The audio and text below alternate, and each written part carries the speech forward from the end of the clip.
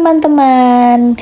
Hari ini saya akan memaparkan topik 3, koneksi antar materi manusia dari perspektif yang beragam untuk memenuhi tugas mata kuliah Filosofi Pendidikan Indonesia.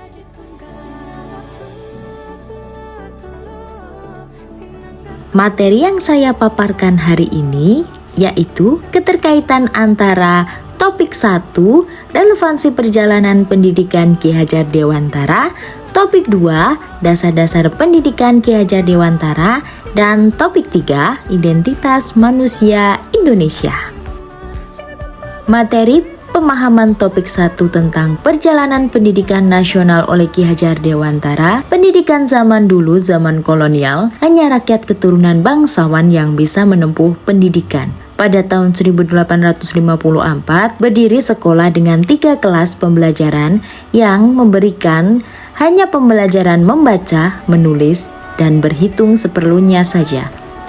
Pada tahun 1920, lahirlah cita-cita baru untuk perubahan radikal dalam pendidikan dan pengajaran. Dan pada tahun 1922, lahirlah Taman Siswa di Yogyakarta.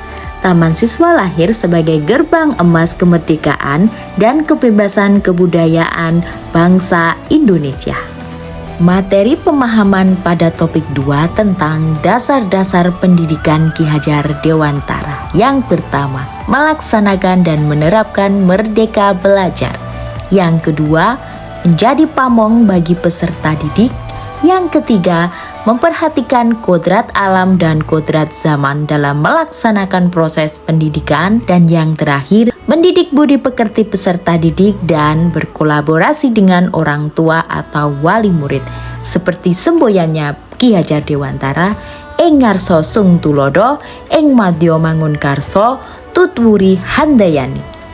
Materi pemahaman pada topik 3 tentang identitas manusia Indonesia. Manusia Indonesia berarti identitas manusia menghayati nilai-nilai kemanusiaan khas Indonesia. Identitas manusia Indonesia memiliki nilai luhur yang kuat dan menjadi bagian penting dalam konteks pendidikan nasional. Ada 3 nilai identitas manusia. Yang pertama nilai Kebhinneka Tunggal Ikaan, yang kedua tentang nilai Pancasila, dan yang ketiga nilai religiuitas. Keterkaitan pemahaman dari topik 1, topik 2, dan topik 3 adalah dalam perjalanan pendidikan Ki Hajar Dewantara telah memerdekakan pendidikan dengan melahirkan Taman Siswa sebagai gerbang kemerdekaan dan kebebasan kebudayaan bangsa.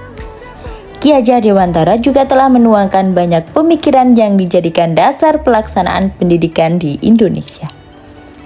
Dari segala perjuangan dan pemikiran Ki Hajar Dewantara, maka terbentuklah pemikiran mengenai identitas manusia yang didasarkan pada nilai kebhinekaan, nilai Pancasila, dan nilai religiuitas. Identitas manusia Indonesia menjadi sebuah pemahaman berkesinambungan dalam proses belajar. Nah, di sini guru perlu untuk mengenal identitas siswa guna untuk memahami latar belakang peserta didiknya. Mengapa demikian? Sebab guru tidak boleh memilih siapa yang akan menjadi siswanya. Meskipun siswa itu memiliki latar belakang yang berbeda-beda, namun semua siswa memiliki hak yang sama dalam mengenyam pendidikan tanpa dibeda-bedakan. Perspektif kritis dengan mengacu pada mata kuliah sosiokultural. Sosiokultural dalam pendidikan di Indonesia diharapkan bangsa Indonesia menjadi bangsa yang dapat menciptakan karakter peserta didik untuk saling menghormati, toleransi, serta menjadi bangsa yang beradab dan bermartabat. Relevansi psikologi perkembangan. Di sini dalam mewujudkan manusia Indonesia yang menghargai keberagaman, kita memerlukan psikologi perkembangan yang bertujuan untuk membantu seorang guru dalam memahami dan memberikan respon terhadap perilaku siswa di sekolah. Nah, jadi kesimpulan koneksi antar materi pada topik 3 kali ini adalah manusia Indonesia itu memiliki identitas berupa nilai-nilai keberagaman, Pancasila, dan juga religiuitas. Untuk mewujudkan hal tersebut, maka diperlukan pendidikan sebagai wadah untuk mentransformasi pengetahuan dan karakter siswa. Pendidikan yang diberikan haruslah memperhatikan kekuatan sosiokultural dan juga psikologi perkembangan siswa. Agar apa? Agar dapat tercipta manusia Indonesia yang berkarakter, merdeka, selamat, dan mencapai kebahagiaan hidupnya.